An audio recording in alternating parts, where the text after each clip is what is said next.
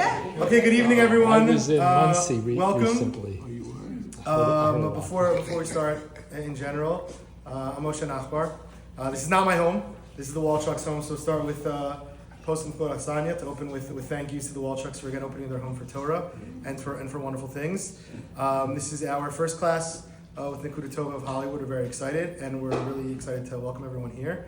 And the QR code, if you're not already part of the group chat, it's on the table. So please join. There's daily teachings, there'll be announcements, there'll be random logos and pictures because I get too involved with Canva and I love to share it.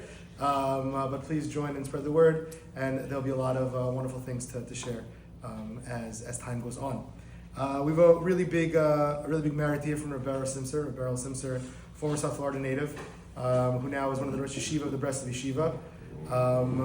Just by way of introduction, so I'll just mention that Reb Nachman of Breslov, the famed Talmud of Rebbe Nachman, famously said that the Iker, the main point of destruction, the Beis Hamikdash, of which we're commemorating now and we're living through right now during these 3 weeks, that Iker, the main point of that destruction really stems from, he calls it Nefilas Halachos Al Yedei Limud Shelo Lishma, through a falling of learning, through learning Torah in a way that was not for its own sake, that was Shelo Lishma.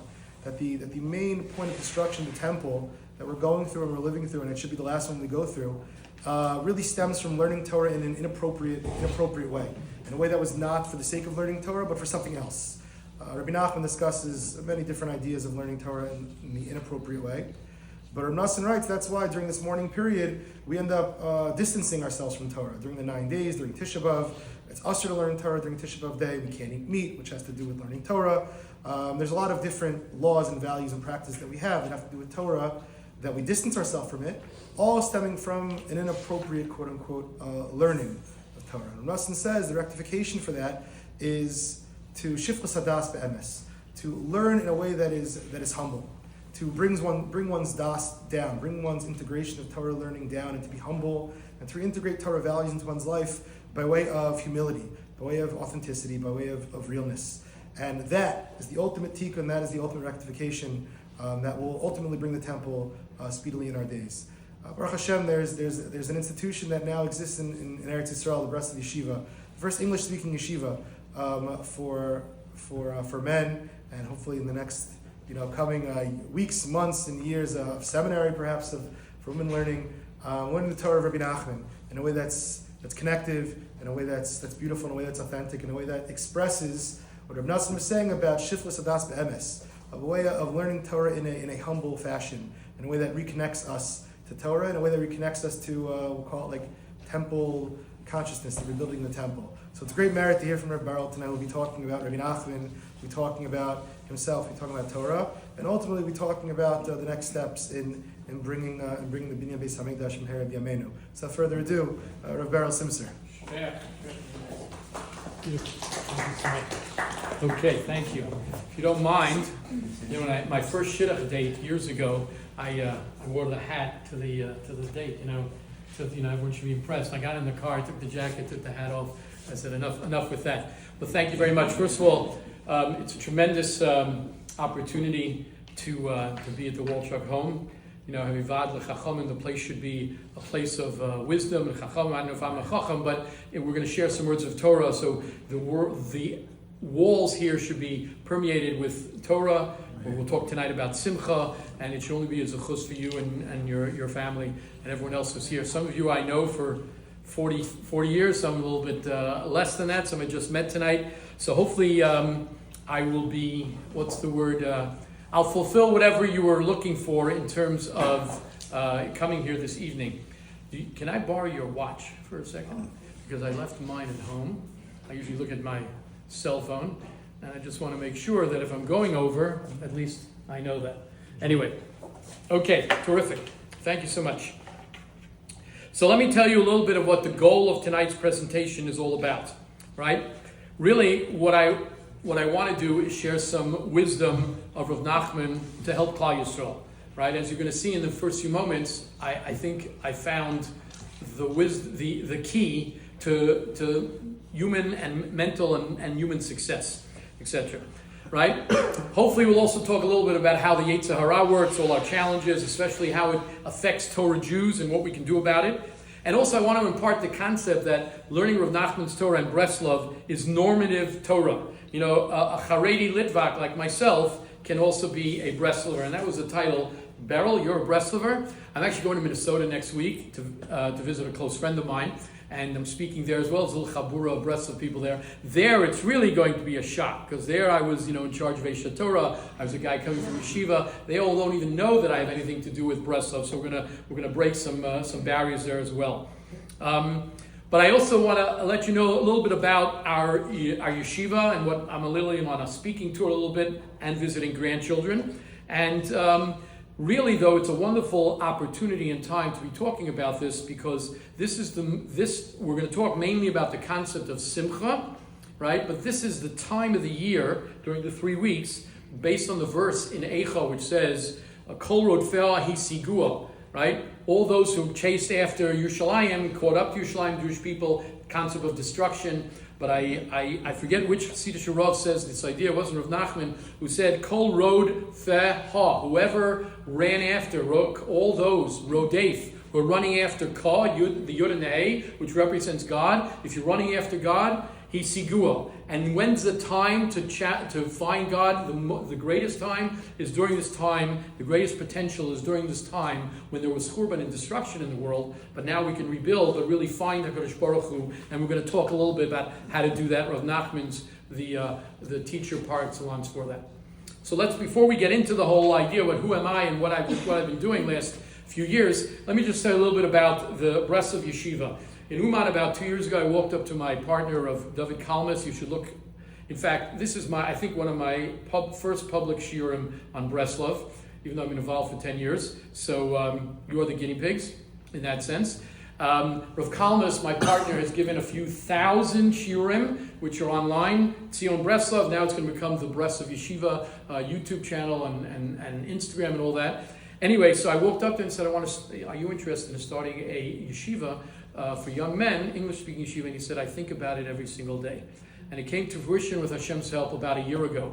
And our mission is to bring the healthy, Torah-based approach to living one's life as a success, which really what Hashem created us for, to bring that to young men post-high school age. And I was telling someone before, we have young men from 18, 19 to 29.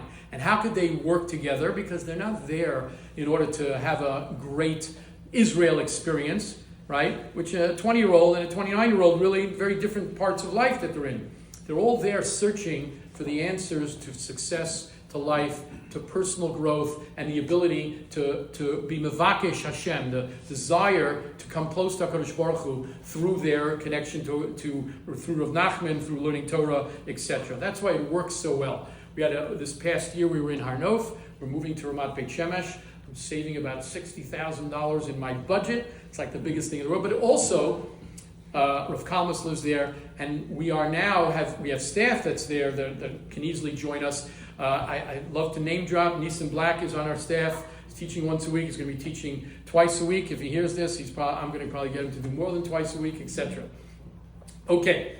So that's what the yeshiva is about, and part of my speaking tour is not only to educate some people about Rav Nachman the way I see it, again, you take it as you may, but also let you know that there's an institution in Israel that not only is healthy, but is impacting young men, from a one fellow who walked in and he was Torah observant, but he didn't believe in God a year ago, and the success was he believes in God now, to other people who've been in the yeshiva system for many years, but never had Torah presented to them in the following way. And I'll end with the following example. In the month of Elul, we did not learn any Gemara.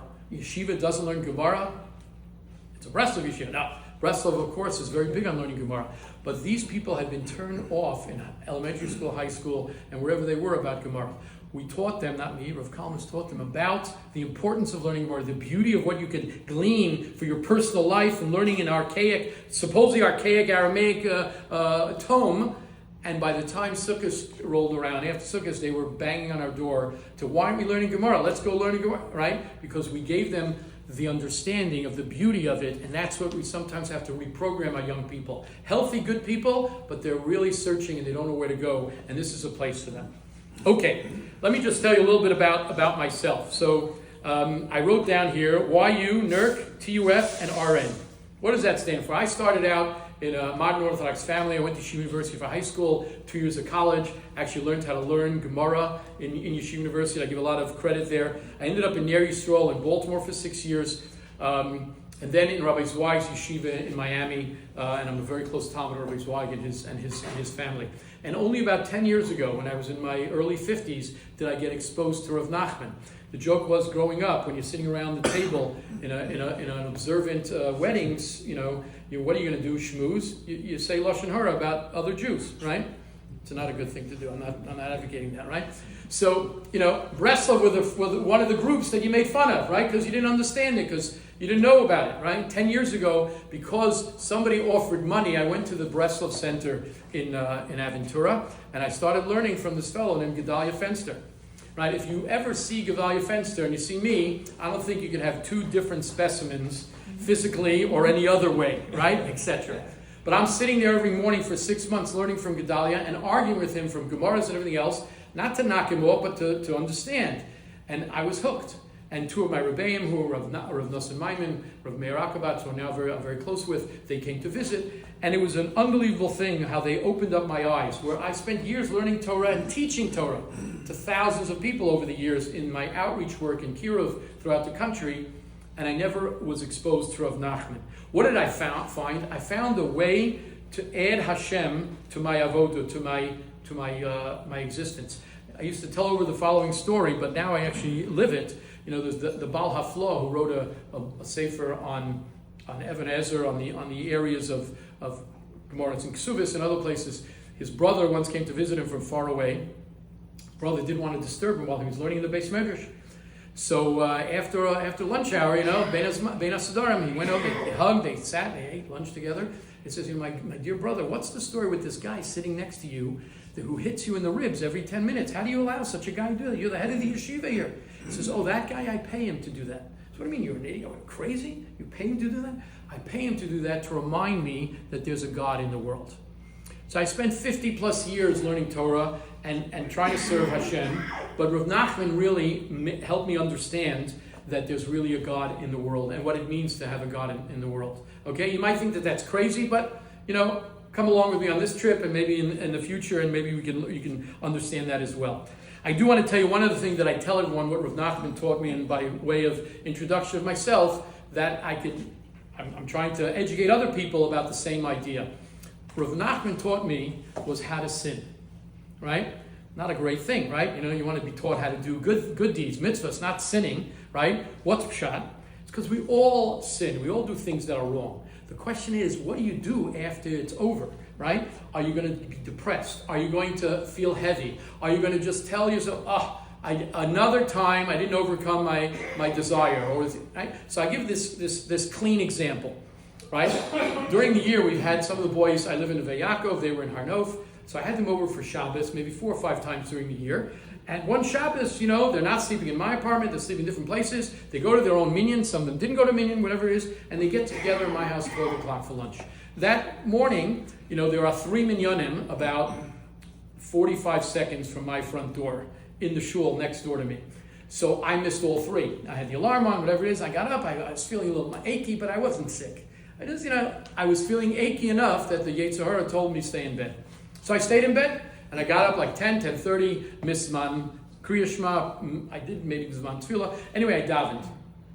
I probably had the best Shabbos morning davening that I had all year. Now, albeit it wasn't the best because I didn't hear Amen Yeshmei Rabbah, I didn't hear Leining, I missed Tefillah B'Tzibur. I understand that, right? But what it was is that I was able to not allow giving into the Yetzer Hara, which I did, and I was wrong. I didn't allow that to affect my entire davening and my entire Shabbos. And not only that, I told the boys about it during lunch. Because everybody's saying, where did you go to davening? A few guys didn't go at all. I said, I didn't go either. And I explained to them what happened. Meaning, because we're going to do things that are wrong. The question is, right, what are you going to do about it? All right? I think Rav Arush says part of this idea, but I think I extended it. I say this line, I want to own what I did, I want to own it, but I don't want to let it own me. I think Rav Arush says, Shalom Arush says, don't let the sin that you do or the Yetzer Hara own you. And that's a tremendously great important ideal. I mean, I now can deal with behavior sinful behavior unemotionally without beating myself up. I can analyze the triggers that caused me to do that. Where was the point that I should have just put my foot down and not let the Yetzer Hara tell me to eat that extra piece of cake or say something nasty to someone or whatever it might be. Where did I fall? How can I prevent it from reoccurring? That's the opening to tshuva. That's the opening to corrective behavior. That's the opening to be a better human being. And I'm doing it in an unemotional way. I'm owning it. I did it wrong and I got to fix it.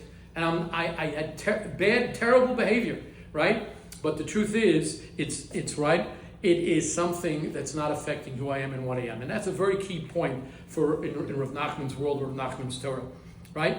In the past, many of you know me, I lived a pretty happy life with quite a bit of confidence, right? But I was walking around with this feeling of guilt and ignoring my faults, right? People who don't know me, when I went to Yeshiva University in my first or second year college, I think the second year college I spent 90% of the time in my room and in my bed. Obviously I was clinically depressed. Thank God nobody diagnosed me and gave me any drugs and got me off the derail. I just ran away and went to Yeshiva in Baltimore, right? So I got better, thank God, right, over the years, etc. But you know what? Why was I like that? I know. Well, I grew up in a house of Holocaust survivors, so it wasn't a simple place, although I had wonderful parents and we didn't have the nightmares that some people growing up as a second generation person would. But I never was dealing with the problems that and I never did anything really bad on the big rap sheet of 10 Commandments, Isurim, or on the murder rap sheet. I wasn't on those lists, right? But I just felt that I wasn't accomplishing what I was supposed to. I felt a life of guilt, right? Today, I'm able to regret my behavior, but I know I'm not bad, but my actions are. I knew all this intellectually, and even I preached this to other people for many years. Don't be so down on yourself, but I wasn't necessarily living it, right? Now I live what I've been preaching for many, many decades. I own it, but I don't let it own me. And why is that? Because I found the world's greatest psychology expert in the world that the Rebbe Nachman gifted to us, which is Rav Nachman and his Torah. Rabbi Zweig I'm very close with, so when I started out learning Breslov Torah, it took me a little bit of time to have the courage to go and ask him what he thought. It took me 3 years to ask him, right? Why? Because Rabbi Zweig I'm very close to him. I think he's my Rebbe Muvak. If he would have told me something, I'd have to do it, and he wouldn't mince words. If he thought it was bad, stupid, right, he would yell at me and he went, etc. Right? Those of you who know him know I'm very, very close to him. So I got the courage up, and I saw one of the Likutei Halachos Svarim, an old one, in his office, and I got the courage, and he said the greatest words in the world. He says, it's very good Torah psychology. Those who know Rabbi Zweig, that's his stamp of approval of something. So he's the greatest Torah psychologist. I thought Rabbi Zweig was. I replaced him with Rav Nachman, which is not a bad thing. But what I've learned over the last 5 or 10 years is that 80% of what I was learning from Rabbi Zweig, and Yibor L'chaim, Rav Yaakov Weinberg Zatzal was his son, who I was very, very close with in Baltimore. And what I learned in YU as well, 80% of that is found in Rav Nachman's Torah as well. It's just packaged a little bit differently. You have a lot of these guys dancing on vans all over the world, etc., Breslovers, etc. Tovelach and bracha, they're besimcha, they're good. That's not the normative Breslov world. We actually created yeshiva, and we're trying to present the fact that this is the normative type of existence. A little bit what I want to explain is also, you'll see, things that I learned over the years, but now it's been put into a fashion that could be understandable and relative and usable. I thought Rabbi Zweig's Torah was very relative and appropriate and usable, which it is, but this gets even deeper into the heart and into the mind and the psychology of the human being. I want to give you an example. So just so I don't forget, because I'm going to turn the page. So hopefully what I told you until now answers the question of the presentation is, Berel, you're a Breslover. Does it make sense? I hope you understand a little bit more why I'm so excited about Breslov, and I started yeshiva. So I didn't understand it. People said, you're head of the yeshiva, Breslov Yeshiva. So are you a Breslover? So I'm thinking like this. Yeah, it's possible somebody could be like the director of yeshiva and not buy into it. I said, I'm bought into it, lock, stock, and barrel.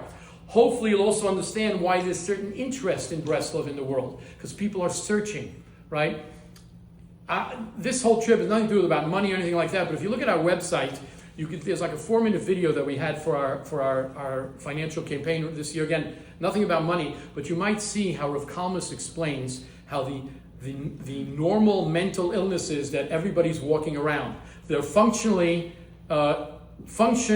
but mentally, challenged by a lot of the things that are going on in their heads, neuroses and craziness of the world and family, whatever it might be. And, right, people are looking and searching. That's why our students are mavakshim. They're looking for something better, something bigger, something to give them answers. There was one fellow this year, I'm the closest to him, although when I first spoke to him on the phone last summer, because everybody has to come through me, because I'm the guy in charge of tuition, right, and everything else. So you get accepted, you got to come through me. So I said to myself, oh, this guy, I'm going to hate this guy. Because his questions, and I had no patience for that, I'm 60, I was 61 years old last summer, I'll be 62, God willing, in a few days. I may have asked him, I said, oh my God, what did I get myself into with these guys, right? And so this guy is my closest Talmud now, right? Why? Because Rebbe Nachman changed all his phobias, not completely, he's not perfect, right? He's starting to date and so on and so forth, and he needs a lot of hand-holding, etc. But the idea being is that this individual saw Rav Nachman's Torah and what his ability to access deeper recesses of who the goodness within himself, right? Only because he was learning. 3 months ago, Rav Kalmus told me that during one of the shiurim, he got up in the middle of shiur and started dancing, right? Which might be normal for some of our students because they're like into that. But this guy, it was a wild thing. But why was he dancing? Because his inner soul was being released and because he was so excited and happy about what was going on. As an example to that, before we go into the main talk, which is going to be about simcha and about the 3 weeks, I just want to tell you, one of our Rebbeim, Rav Lev Moshe Leventer, he's a Talmud of Kivak. Rav Kivak is our Nasi. He's the person we go to with the major questions, etc. So he has distilled Rabbi Kivak's shiurim, both in Yiddish, Hebrew, and in English, into something called the Rebbe's Pharmacy, Chizuk and Inspiration for Today's Spiritual Illness. So I have a bunch of these in my car, which I don't know if I don't have to give them out, but what I'm doing is I wanted to show you what Rav Nachman's Torah is about. So here we go. I'll read to you. Chizuk in Avodas Hashem. Chizuk means strengthening your Avodas Hashem. The illness is, I feel glued to my bed, I can't get up in the morning. Right? So he has the Rebbe's prescription, Rav Nachman's prescription to that. Another illness, right? It seems I have good days and I can do Avodas Hashem, but other days I have no inspiration, I don't do anything. Do any of these questions resonate with you, whether you're 18 or 60? Right? Simcha, I feel so depressed and lazy, I have no strength for Avodas Hashem. Right? No matter what I do, I can't find a way to be happy. Rav Nachman has answers to all these questions. My heart's so twisted with questions and doubts about Hashem and His ways. I feel like I have to work very hard to do mitzvahs, and I'm always falling short. Those are the types of questions, I brought this only as an example, that Rav Nachman has presented to us answers.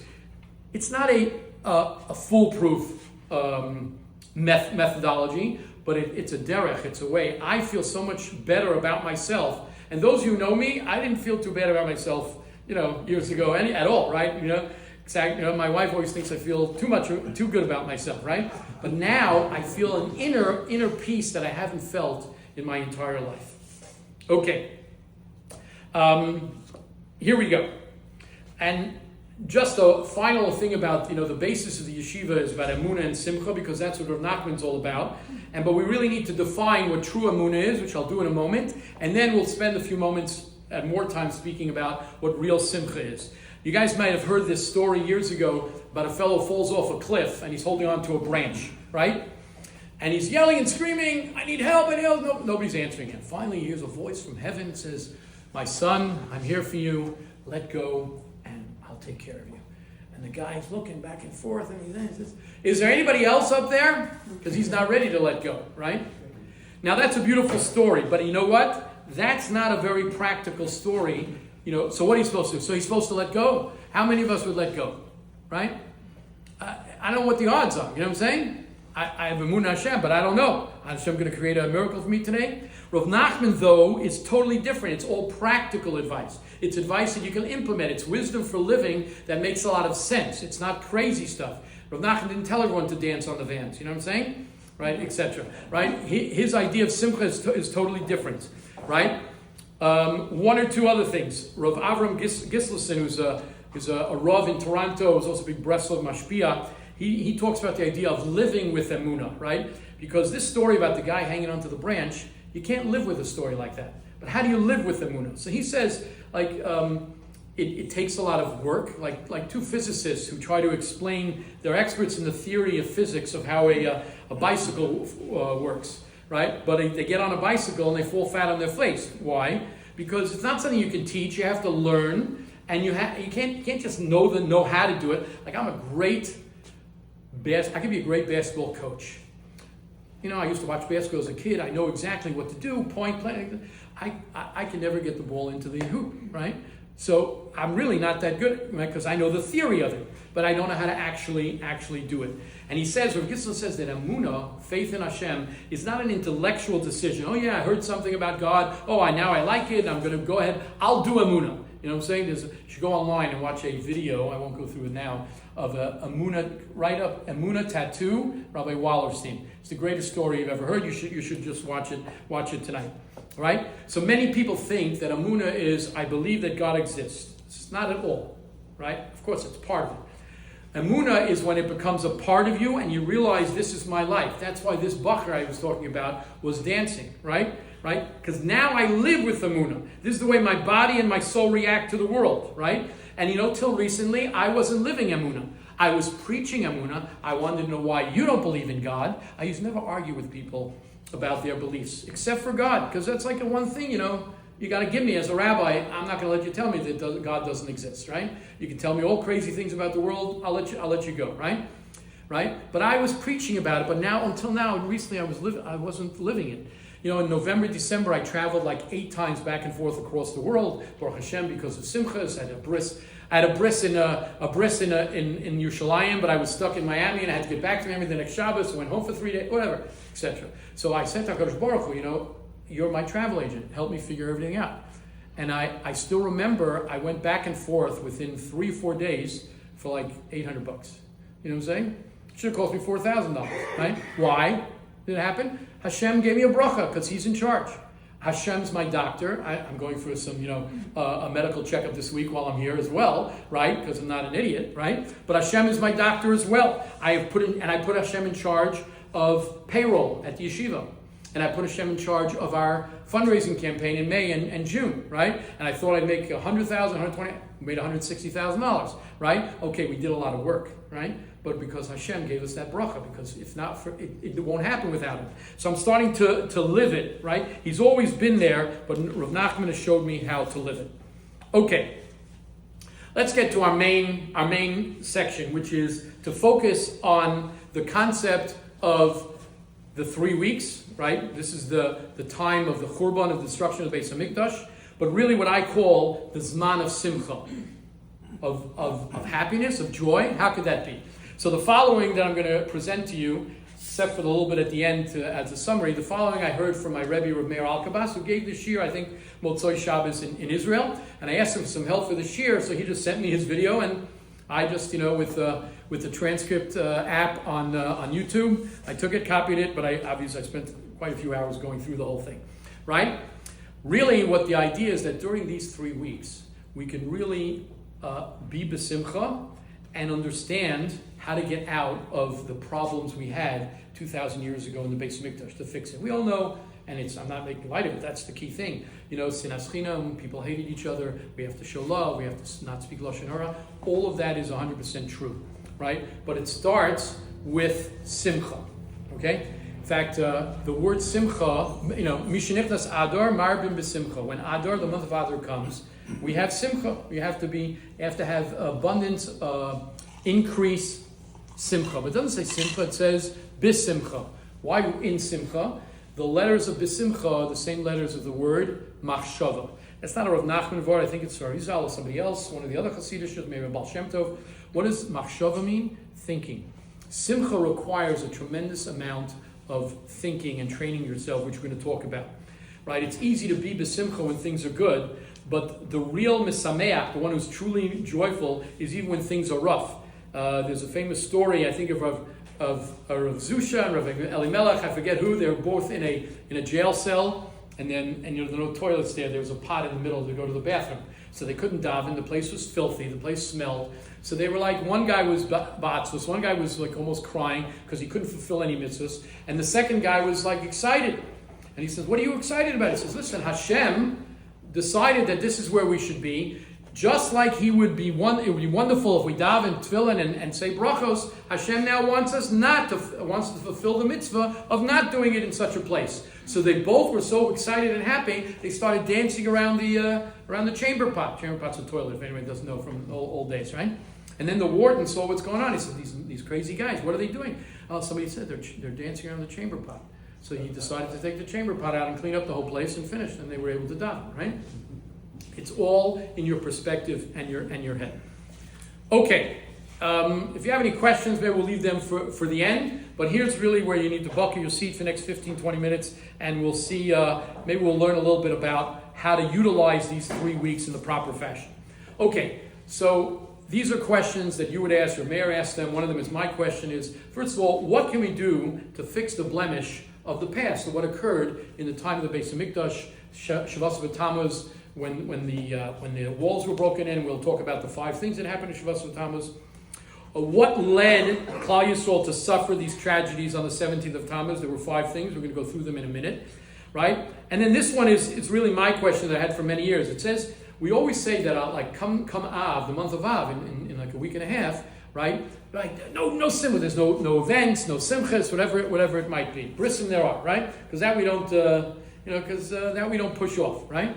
But it doesn't say to have no simcha. It says, the Gemara says that just like in Adar you add simcha, mematin b'simcha. You reduce simcha. Because as we're going to see, simcha is a thing that you can't live without. It's like the oxygen for a person's soul. Okay? We'll talk a little bit more about that as well. You can't get rid of it, right? So what's the Gemara telling me? That I should reduce my simcha. What is that going to help me? Right? What is that? What I'm supposed to accomplish? Okay.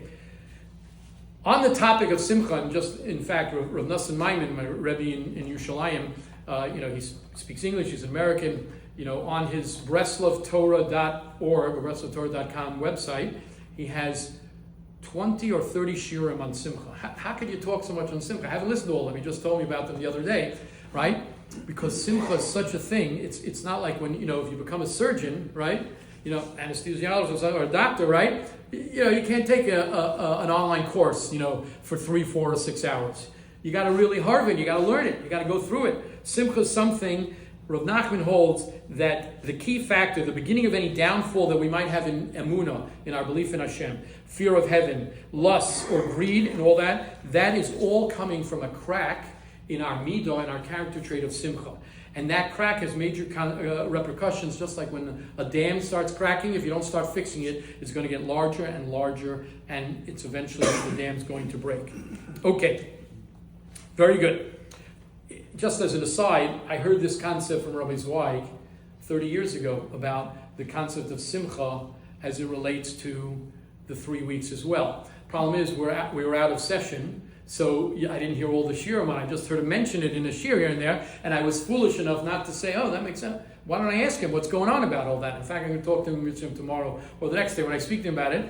I know him for 35 years, and finally I'm going to find out some of the emets. But I learned that's Rav Nachman's Torah. I learned it from my Rebbe as well, who never did much research into Rav Nachman. Why? Because it is emes. It comes from Moshe Rabbeinu. It's what HaKadosh Baruch Hu wants us to have. Okay. Let's talk about this idea of Mishenichnas Av, Mematim B'Simcha. We're diminished in the joy from Rosh Chodesh Av. So Rav Avram Greenbaum is a well-known author and speaker in the Breslov world. Yeshiva Refuah Shalema. He says the word Mematim comes from the word Ma'at. What does Ma'at mean? It's one of the most famous and probably the most important and first Torah of Rav Nachman that you should study. It's called Torah 282, called Azamra. There's a pasuk we have in Tehillim says, Azamra lelokai bi'odi, I will sing to my God bi'odi. With odi, he explains to be something just a little bit. I find something good, right? Azamra lelokai bi'odi. Ashir al Hashem b'chayai, I'll sing to Hashem, Azam Elokai b'odi. What is this idea of Odi? So Rav Nachman says Od Ma'at. Ma'at means this little bit. So what does it mean when Av, the month of Av comes in, Mimatin b'simcha? We all know what it means. It means no weddings. You should reduce the outwardly acts of simcha that you have in the community and your family, wherever it might be. But what Rav Greenbaum says, based on Rav Nachman, it says, look at the little bit of good in yourself. Mamat means what? Don't look all over outside. Look down. Look inwardly. Like narrow your focus to inwardly. Look at the good in yourself, the little bit of good within others, and even a little bit of good that Rav Nachman says to see in a Rasha, somebody who is evil. If anybody wants to follow up and learn that Torah with me or get more information about it, just let me know. Right?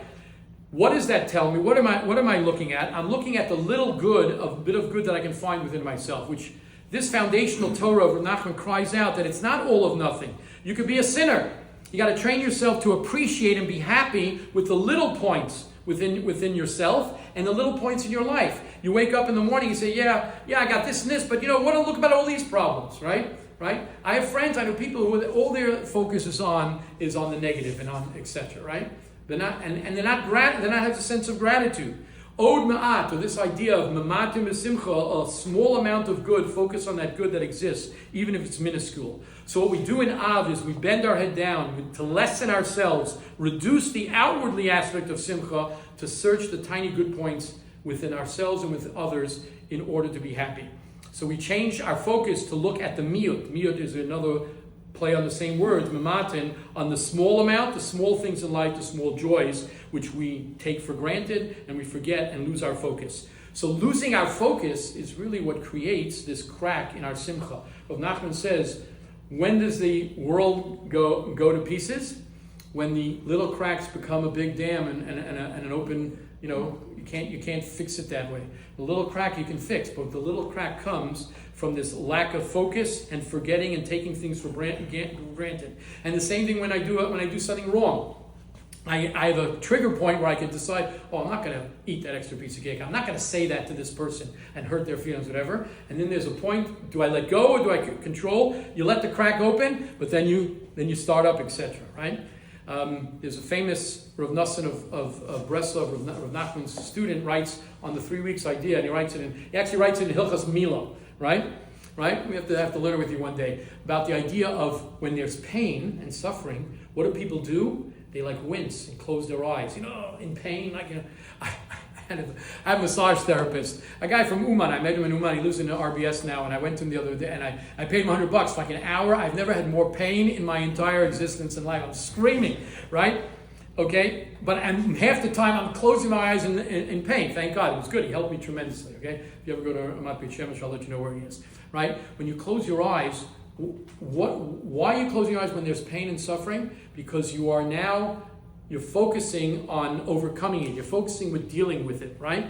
That's the same idea. These restrictions that we have during the 9 days, eating of meat, to music, weddings, laundry, showers, whatever it might be, it's to allow us to focus. Yom Kippur is the same thing. One of the reasons we don't eat on Yom Kippur is so we don't have the physical gashmias, the physical body, getting in the way of my spirituality, etc. And Yom Kippur, Purim is greater than Yom Kippur. Whoever knows the idea, because you connect to God even through eating. But that's what happens during these 9 days. We're trying to train ourselves to focus inward, to be happy with the minimum, and even with less than that.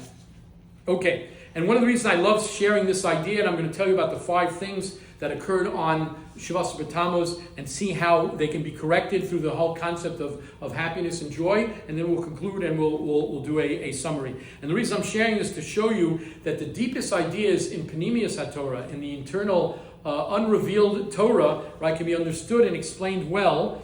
The simplest ideas that we know about. The Gemara says these 5 things that I'm going to mention, and we're going to take it a little bit deeper and show you how when you internalize, when you look at the internalization of it, maybe that's not the right word, when you look at the internal message that can be gleaned from it, right, the Panemius HaTorah, right, which is Chasidus, you're able to get a handle on it, know how to use it, and know how to go far with it. Okay, so Rav Meir, my Rebbe Rav Meir says that I don't know if he's quoting Rav Nachman or he made this application, but he says there are 5 fabulous ways of advice to bring about joy when somebody's not happy and is broken, right? And they correspond to these 5 tragedies of the 17th of Tammuz. Okay, let's talk about those 5 fabulous ways and advice. One is mili dishtusa, right? Telling jokes, doing silly things, making you smile. Even for a few seconds, it can transform sadness and depression. How do you get out of your depressed? Something's bothering you? Make a joke, listen to a joke, whatever it might be, etc. Right? It'll get you out of it. It may not get you out of it more than a few seconds or a few minutes, right? But it'll change your focus for the moment. Number 2, getting up to dance, music, clapping one's hands, right?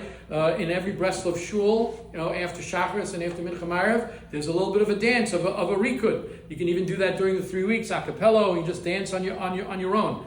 My Bacher friend, my student, his soul decided that he needed to dance during that shir. Number 3, finding the good points. Like I said before, Ashiru al Hashem b'chayai, I'm going to sing to Hashem. Hazamro lelokai bi'odi, I will sing to him bi'odi. Even with the smallest thing that I can find good within me, I'm going to wave it to HaKadosh Baruch Hu and tell him that this is, I believe in you. So I'm going to sing to Hashem with a little bit more of the good point that I find within me. That's number 3. Number 4 is gratitude, to give thanks to Hashem, as we say Modani every morning. Asher Yotzar, after we go to the bathroom. There's a fellow who had an accident, and he's in a wheelchair the last 10 years. He created a whole campaign about saying Asher Yotzar while standing, not running around the house after you go to the bathroom, right? And it's a chus for him, because he lost the capacity to do that as normal people do, and it's called Asher, which is from the word Ashrei, to praise Le'yotzar, to the creator of the world, right?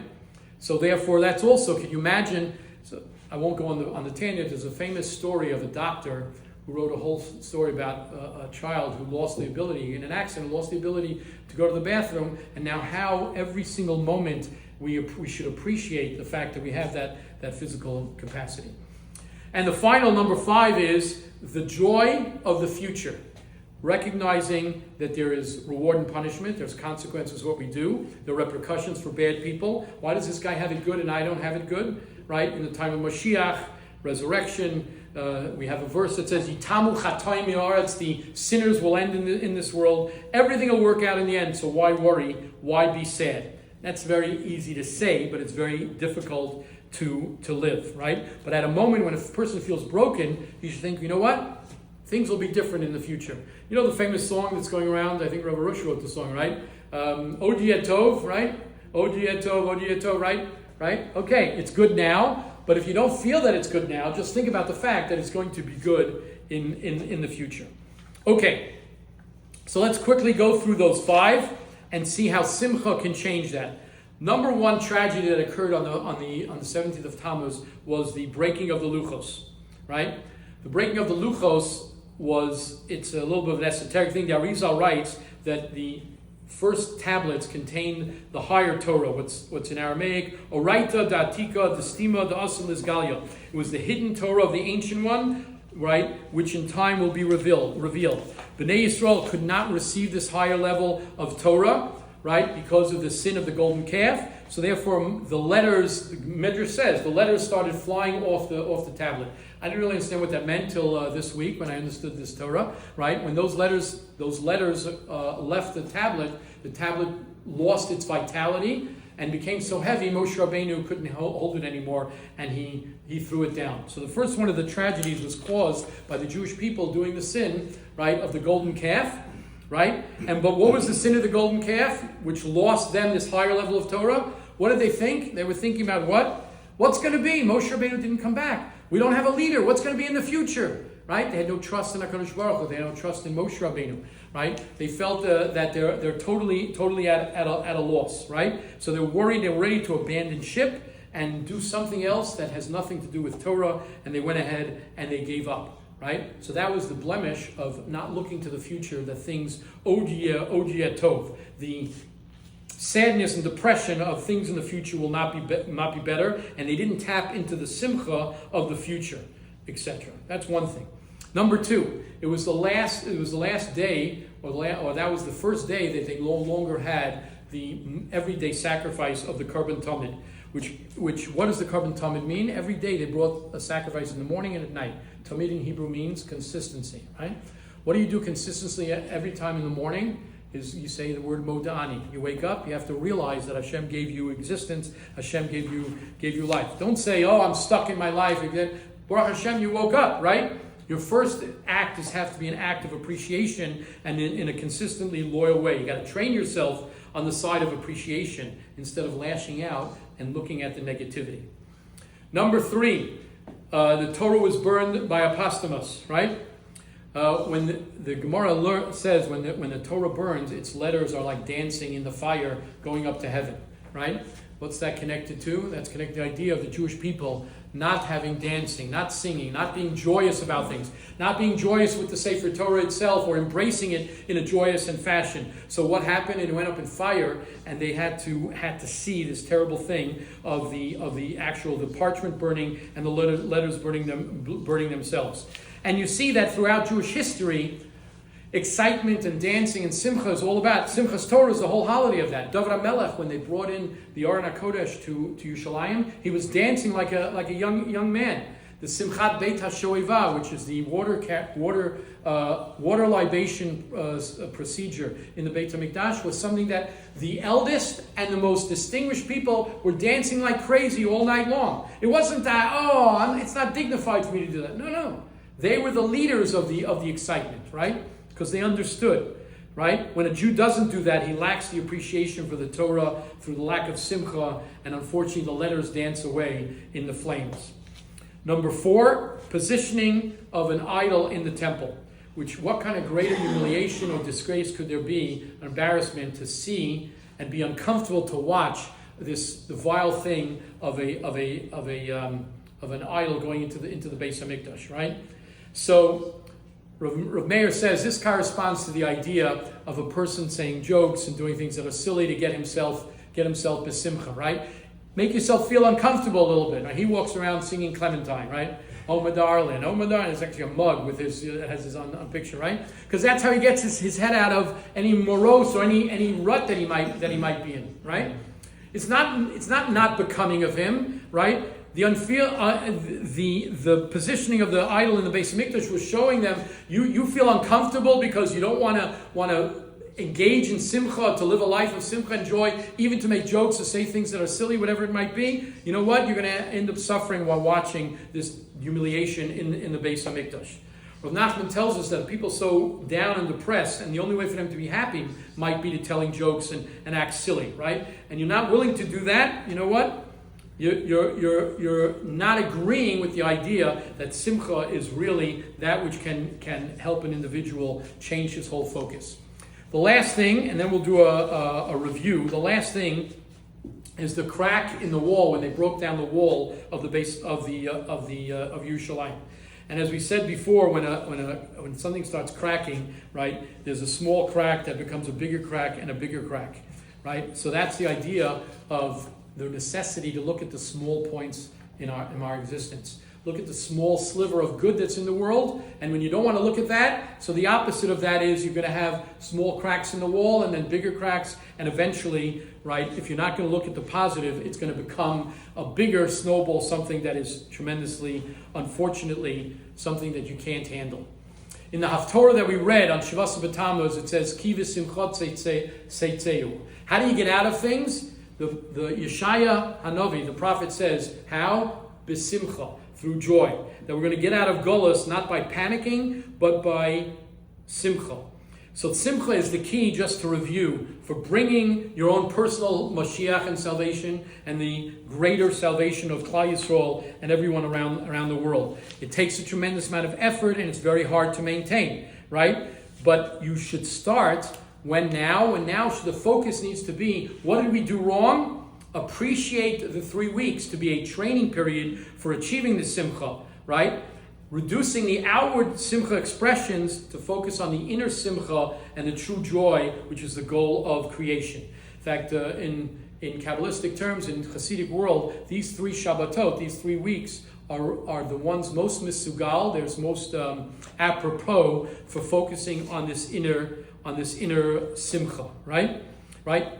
Right? I just want to end with the following, and just ideas. This is not from Rav Meir, but from a few different other people, right? Right? When the Yetzer Hara has you backed into the corner, crying and pleading and yelling, sometimes it doesn't work. The only way out is really b'simcha. Rav Nachman says, mitzvah gedola yos b'simcha tamid, right? How do you become closer to HaKadosh Baruch Hu, who's the source of all happiness?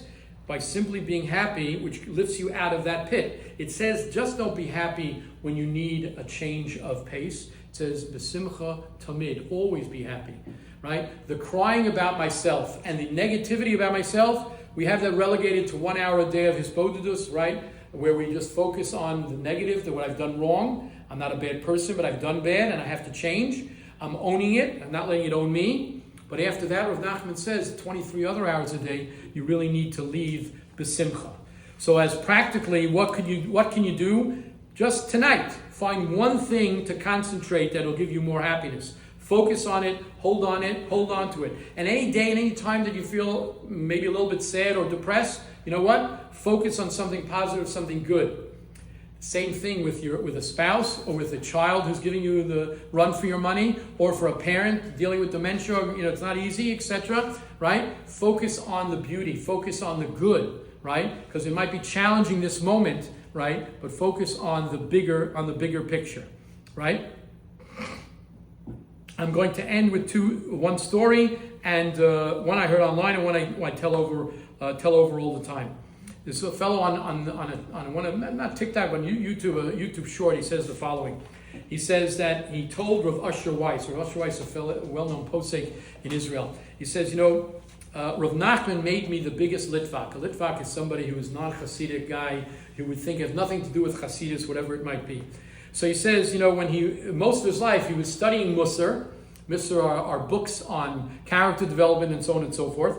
And all I felt my whole life was, you're not good enough. So I stopped learning Musar years ago because it made me feel guilty, right? So he says, the Baal Shem Tov taught me and Rav Nachman taught me, said this young man, I forgot his name, that Hashem loves me no matter what. It's all a journey. My efforts count. It's not all or nothing. And every little thing that I do, Hashem is excited. I say this all the time to the Bakram.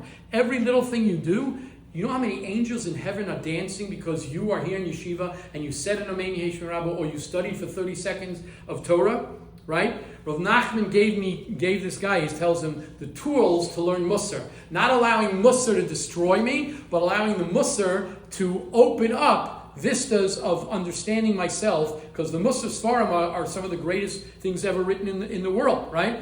But Rav Nachman is the greatest of Torah psychologists to teach you how to use Musar Sefer properly. I'll end with the following story. It was a WhatsApp message a few years ago, right? Thank God I heard it after I started my journey in Breslov. So there were 3 guys who were in Gehenna, right? You might only remember this one story at the end, but that's fine. Before I end, if you ever want to see anything about the yeshiva, contact me, thebreslovyeshiva.com. We're not hiding the name. We're publicizing BRESLOV. Through Rav Moshe and others, you can get my information. The greatest joy I would have is that if you text me or send me a message or ask me a question related to Rav Nachman or related to your life, if I can give any help to you, just let me know. Anyway, 3 guys were in Gehenna. A Lubavitcher, a Breslover, and a guy from the yeshiva world, right? Now, you know the story? It's a Valdiga story. I think they're telling the story over in Shemayim all the time, right? So they're all crying because they're in hell. Now, I used to give years ago a shir on sometimes 20 minutes, sometimes 40 minutes, sometimes for 6 weeks on the topic of Gehenna and afterlife, what happens to you after you die, and why should you care? So Gehenna is really just a stage, but it's a terrible stage of pain and suffering.